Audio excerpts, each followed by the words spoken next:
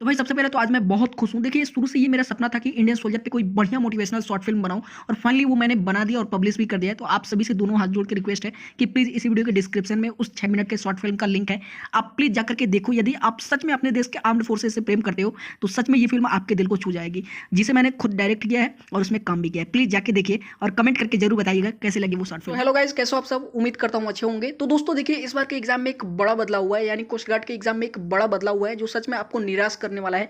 जी हाँ दोस्तों, दरअसल में बदलाव ये है कि यदि आप एग्जाम में अधिक मार्क्स भी गेन कर लेते हैं तो आपके लिए कष्टदायक होगा। जी हाँ दोस्तों, चलिए इसे डिटेल में समझते हैं।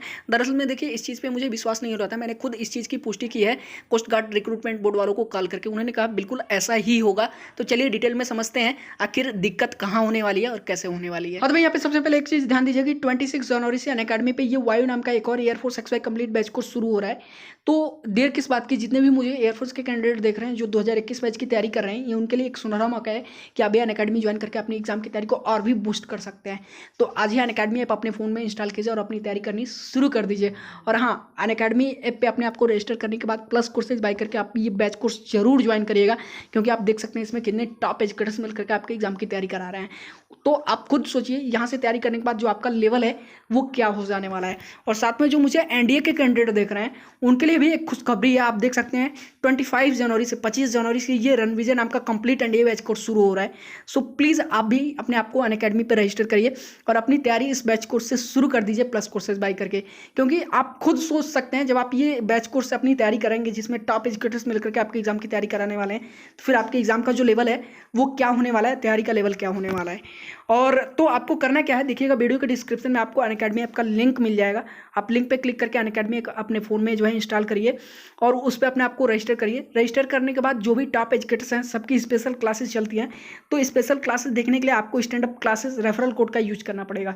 तो stand up classes referral code का इस्तेमाल करके आपको स्पेशल क्लासेस बिल्कुल फ्री ऑफ कॉस्ट देख पाएंगे। और भविष्य में जब कभी आप प्लस कोर्सेज बाई करते हैं ना, तो आपको 10% एक्स्ट्रा डिस्काउंट मिल जाएगा। सो प्लीज़ जाइए अपने आपको अनअकैडमी पे रजिस्टर करिए और अपनी तैयारी शुरू कर दीजिए। हाँ तो भाई अब यहाँ पे ध्यान दीजिएगा, यही वो एग्जाम है जिसके बारे में मैं आप सभी से बात कर रहा हूँ, जिसका नाम है असंगत प्रतिभागियों का पुनर्मूल्यांकन। इसे मैं आपकी भाषा में समझाने की कोशिश कर रहा हूँ। सपोज डेट आप जीडी का फॉर्म डाल रहे हैं, ठीक है, तो इसमें 2 एग्जाम होता है, आपको पता है, सेक्शन 1 एंड सेक्शन 2, तब जाके आप जो है स्टेज सेकंड के लिए क्वालिफाई होते हैं। तो अब देखिए इसमें प्रॉब्लम ये है, सपोज डेट यदि आप जीडी का फॉर्म डाल रहे हैं और आपकी इंटरमीडिएट में 55% मार्क्स हैं, ठीक है, 55% मार्क्स हैं, और आपको भी पता है जो सेक्शन 1 वाला पेपर होता है ये 60 नंबर का होता है, ठीक है, और जो सेक्शन 2 होता है वो 50 नंबर का होता है। तो यदि आप इन दोनों एग्जाम को मिला करके यानी पहले एग्जाम को और दूसरे एग्जाम को मिला करके 85% नंबर यानी 110 मार्क्स में से जो है 85% मार्क्स लेके आते हैं, ठीक है, जो कि आपके इंटरमीडिएट के मार्क्स से 30% ज़्यादा यदि होता है, तो आपको फिर से एक एग्जाम देना होगा, क्योंकि कोस्ट गार्ड वालों को आप पे विश्वास नहीं होगा कि ये आपने किया है, ठीक है, ये आपने ऐसा कर दिखाया है। तो फिर से एक एग्जाम होगा जो कि सेक्शन 1 के जो है सिलेबस पर ही आधारित होगा।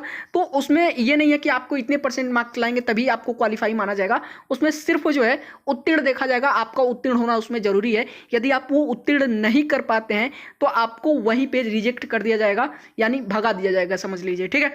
जरा इसे आप पढ़ के समझ लेते हैं क्या दिया गया है।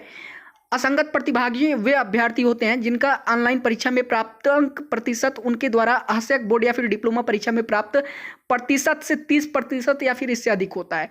उदाहरणतः यदि नाविक जीडी का एक अभ्यर्थी लिखित परीक्षा में 110 अंक, जो कि भाग 1 में 60 अंक है, ठीक है, और भाग 2 में 50 अंक यानी 100% पूरा पाता है एग्जाम में, तो अर्थात लिखित परीक्षा में 100% अंक प्राप्त करता है, तो 12वीं कक्षा में उसका कुल प्रतिशत यदि 70% या उससे कम है तो उसे असंगत प्रतिभागी कहा जाता है, ठीक है।